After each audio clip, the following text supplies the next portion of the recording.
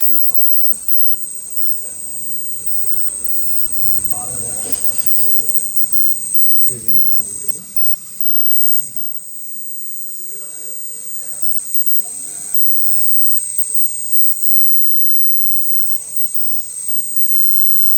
చేస్తే వెన్న సపరేట్ అయితే స్టిరింగ్ చేస్తే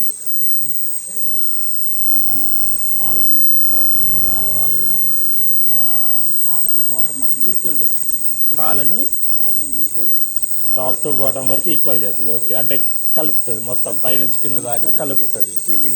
ఓకే, దానివల్ల ఏంటంటే ఎక్కడ చూసినా కూడా ఈక్వల్గా ఉంటుంది ఫ్యాట్ పర్సంటేజ్ అనేది.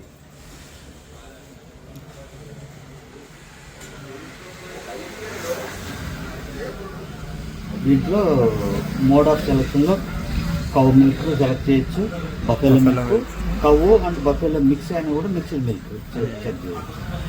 దీంట్లో వచ్చి మనకి బఫెలో మిల్క్ కాబట్టి మనం బఫెలో మిల్క్ సెలెక్ట్ చేస్తాం. ఇది temperature 35.6 temperature.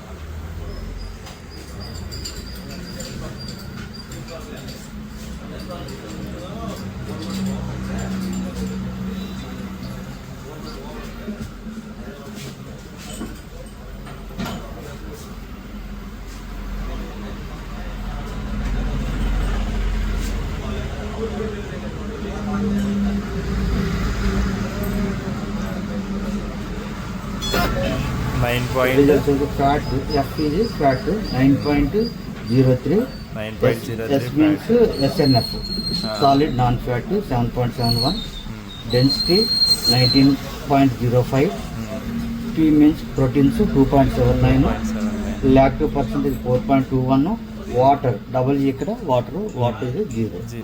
Next temperature 35.6, freezing point 0.541. ఇది కూలింగ్ పాలా కాదా అనేది డిసైడ్ చేస్తాం. కూలింగ్ పాలు కలిస్తే బిలో 500, వాటర్ కలిసిన బిలో 500లో ఉంటుంది.